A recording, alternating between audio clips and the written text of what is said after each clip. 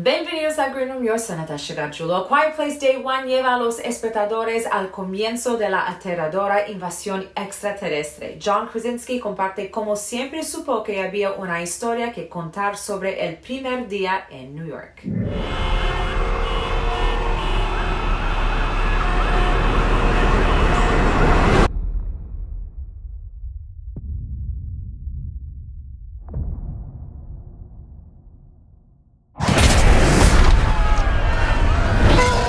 Had the idea for day one when I was writing Quiet Place Part 2, because when I wrote the opening for the Abbott family going through the circumstances of the first alien invasion, I thought that would be an amazing story point to drop into the real world in New York City and see how the whole rest of the world was dealing with it, and certainly under probably more extreme circumstances, being arguably the loudest city in the world, and how people would respond to that in great numbers. In one of my first conversations with John Krasinski, he mentioned to me that one of his missions with this franchise was to expand the potential for what thriller can do and how it can lend itself to other textures and tones. And I think what is in line with the last two A Quiet Places that we saw is that this film is very character-driven.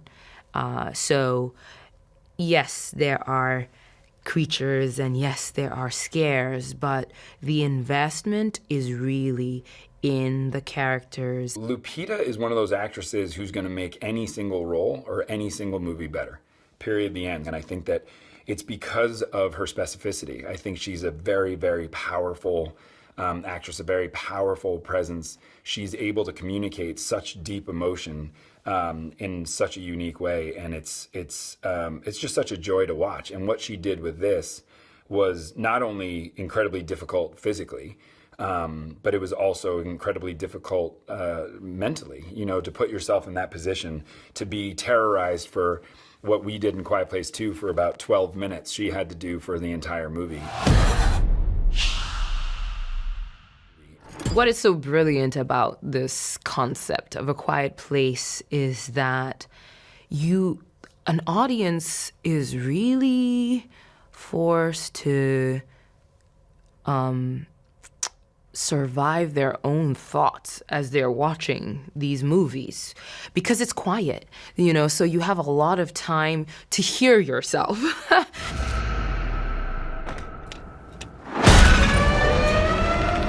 If we stay here, we die.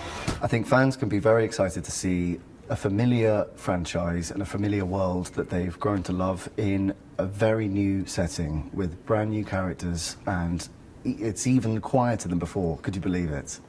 We were so lucky to get Joe to do this movie because I think everyone's offering him every movie on the planet right now. And I just thought he's so technically sound and so talented.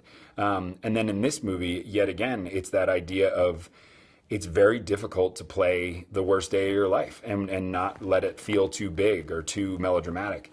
And the way to do that is to be extremely talented and be able to walk a razor's edge, which is, I believe, what he played so well, which is that fight or flight thing, which is there are moments where you can see the overwhelming nature of the day hit him, and then the specifics of the tiniest thing, which is this friendship with Lupita that is burgeoning right here in front of our eyes. He gets to play the specifics of how much that means to him. So all those colors and variations he played so well, and so that to me is the two of them are the heartbeat of the movie.